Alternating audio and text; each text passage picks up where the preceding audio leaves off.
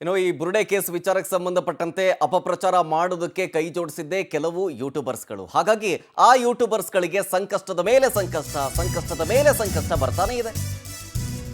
ಈಗ ನೋಡಿ, ಮತ್ತೊಬ್ಬ ಕೇರಳ ಮೂಲದ ಯೂಟ್ಯೂಬರ್ ಮನಾಫ್, ಈತನಿಗೆ SIT ನೋಟಿಸ್ ಕೊಟ್ಟಿದೆ ಪಪ್ಪ ವಿಚಾರಣೆಗೆ ಅಂತ. ಇವತ್ತು SIT ವಿಚಾರಣೆಗೆ ಇದೇ ಮನಾಫ್ ಹಾಜರಾಗ್ತಾನೆ. ಆರಂಭದಿಂದಲೂ ಯೂಟ್ಯೂಬ್ನಲ್ಲಿ ಕತೆ ಕಟ್ಟಿದ್ದ ಇದೇ ಮನಾಫ್, ಇವನನ್ನು ನೋಡ್ಕೊಂಡೆ ತುಂಬಾ ಜನ ಬಂದ್ರು. ಆಮೇಲೆ ಜಯನ್ ಮೂಲಕ ಬುರುಡೆ ಕತೆ ಕಟ್ಟಿದ್ದು, ಜೊತೆಗೆ ಅದನ್ನ ಕೇರಳಕ್ಕೂ ಹಬ್ಬಿಸಿರ್ತಾನೆ ಇದೇ ಮನಾಫ್. ಯೂಟ್ಯೂಬ್ನಲ್ಲಿ ಧರ್ಮಸ್ಥಳದ ವಿರುದ್ಧ ಅಪಪ್ರಚಾರ ಮಾಡಿರ್ತಾರೆ ಎಲ್ಲರೂ ಸೇರ್ಕೊಂಡು. ಮೊದಲು ಸಾಥ್ ಕೊಟ್ಟಿದ್ದೆ ಇದ ಮನಾಫ್. ಈತನನ್ನ ನೋಡಿ ಮತ್ತೆ ಮಿಕ್ಕದವರು ಬಂದಿದ್ದು.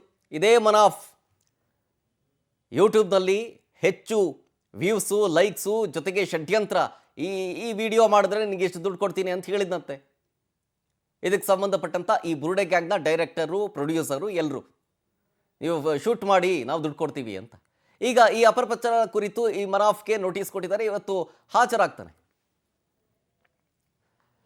ಡೀಟೇಲ್ಸ್ ಕೊಡ್ತಾರೆ ಇದ್ರ ಬಗ್ಗೆ ಇನ್ನಷ್ಟು ನಮ್ಮ ಪ್ರತಿನಿಧಿ ರೂಪೇಶ್ ಬೈಂದೂರು ಲೈವ್ನಲ್ಲೇ ಇದ್ದಾರೆ. ರೂಪೇಶ್, ಈಗ ಈ ಬುರುಡೆ ಕೇಸ್ ವಿಚಾರಕ್ಕೆ ಸಂಬಂಧಪಟ್ಟಂತೆ ಒಂದಷ್ಟು ಜನ ಅಪಪ್ರಚಾರ ಮಾಡ್ತಾ ಇರೋರ ಒಂದು ವಿಚಾರಣೆ ಆಗ್ತಾ ಇದೆ. ಸೊ ಇದರ ಜೊತೆಗೆ ಯೂಟ್ಯೂಬರ್ ಇದೇ ಮನಾಫ್ ಫ್ರಮ್ ಡೇ ಒನ್ ಇದರ ವಿಚಾರಕ್ಕೆ ಸಂಬಂಧಪಟ್ಟಂತೆ ಈ ಡೈರೆಕ್ಟರು, ಪ್ರೊಡ್ಯೂಸರ್ಗಳು ಹೇಳದಂತೆ ಈತ ಅದನ್ನು ಯೂಟ್ಯೂಬ್ನಲ್ಲಿ ಹೆಚ್ಚು ತೋರಿಸ್ತಾ ಹೋಗ್ತಾ ಇದ್ದ. ಹೀಗಾಗಿ ಆತನನ್ನು ಮೊದಲು ವಿಚಾರಣೆಗೆ ಕರೆಯಲಾಗಿದೆ. ಸೊ ವಿಚಾರಣೆ ಇವತ್ತು ಹಾಜರಾಗ್ತಾರ, ಜೊತೆಗೆ ಏನು ಪ್ರಕ್ರಿಯೆ ಅಂತ?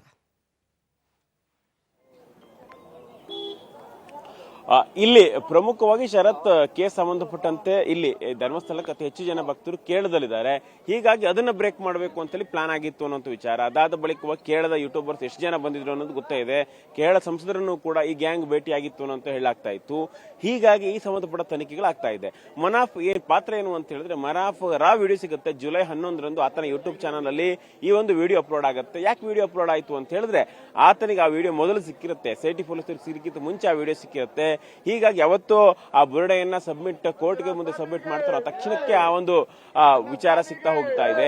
ಹೀಗಾಗಿ ಮನಾಫ್ ಇನ್ವೆಸ್ಟಿಗೇಷನ್ ಮಾಡಬೇಕಾಗತ್ತೆ. ಯಾಕಂತ ಹೇಳಿದ್ರೆ ಮನಾಫ್ಗೆ ಎಲ್ಲಿಂದ ಸಿಕ್ತು, ಯಾರು ತಂದು ಕೊಟ್ಟರು, ಯಾರು ಇದು ಮಾಡಿದ್ರು, ಎಲ್ಲಾ ವಿಚಾರಕ್ಕೆ ಸಂಬಂಧಪಟ್ಟಂತೆ ಇದೀಗ ಬೇಕಾಗತ್ತೆ. ಹೀಗಾಗಿ ಸಮಗ್ರವಾಗಿ ತನಿಖೆ ಆಗಬೇಕು, ಸಮಗ್ರವಾಗಿ ಇದು ಮಾಡಬೇಕು. ಹೀಗಾಗಿ ಮನಾಫ್ಗೆ ನೋಟಿಸ್ ಅನ್ನು ಕೊಟ್ಟಿದ್ದಾರೆ. ಅದೇ ರೀತಿ ಮನಾಫ್ ಇಡೀ ಯಾಕಂತ ಹೇಳಿ ಧರ್ಮಸ್ಥಳ ವಿರುದ್ಧ ಷಡ್ಯಂತ್ರ ಮಾಡಬೇಕು ಅಂತ ಹೇಳಿ ಒಂದು ಕ್ರಿಯಾ ಸಮಿತಿಯನ್ನು ಕೂಡ ರಚನೆ ಮಾಡ್ಕೊಂಡಿದ್ದಾರೆ ಎನ್ನಾಗ್ತಾ ಇದೆ. ಹೀಗಾಗಿ ಇದು ಹೌದಾದ್ರೆ ಯಾಕೆ ಮಾಡ್ಕೊಂಡಿದ್ರು, ಕ್ರಿಯಾ ಸಮಿತಿ ಹಾಕ್ಬೇಕಪ್ಪ? ಈಗ ಯೂಟ್ಯೂಬ್ ಚಾನಲ್ ನಡೆಸೋರಿಗೆ ಕ್ರಿಯಾ ಸಮಿತಿ ಮಾಡ್ಕೊಂಡು ಆ ತರ ಸಂಘಟಿತ ಅಪಪ್ರಚಾರ ಮಾಡೋಕೆ ಯಾಕೆ ಬೇಕು? ಎಲ್ಲಾ ಪ್ರಶ್ನೆಗಳನ್ನು ಇವತ್ತು SIT ಕೇಳೋರಿದ್ದಾರೆ. ಮತ್ತಷ್ಟು ಸಾಕ್ಷಿಗಳು ಸಿಕ್ಕರೆ, ಮತ್ತಷ್ಟು ಹೌದು ಅಂತ ಆದ್ರೆ ಫೈನಾನ್ಷಿಯಲ್ ವ್ಯವಹಾರ ಎಲ್ಲದನ್ನೂ ಕೂಡ ಈಗ ಕೇಳಿದೆ. ಹೀಗಾಗಿ ಎಲ್ಲಾದ್ರೂ ದೊಡ್ಡ ಹಣಕಾಸು ವರ್ಗಾವಣೆ ಆಗಿದ್ರೆ, ಷಡ್ಯಂತ್ರ ಮಾಡಿದ್ದು ನಿಜ ಅಂತ ಆದ್ರೆ ಆತನನ್ನು ಕೂಡ ವಶಕ್ಕೆ ಪಡ್ಕೊಳ್ಬಹುದು ಇವತ್ತು. ಶರತ್, ಥ್ಯಾಂಕ್ ಯು ರೂಪೇಶ್ ಡೀಟೇಲ್ಸ್ಗಾಗಿ.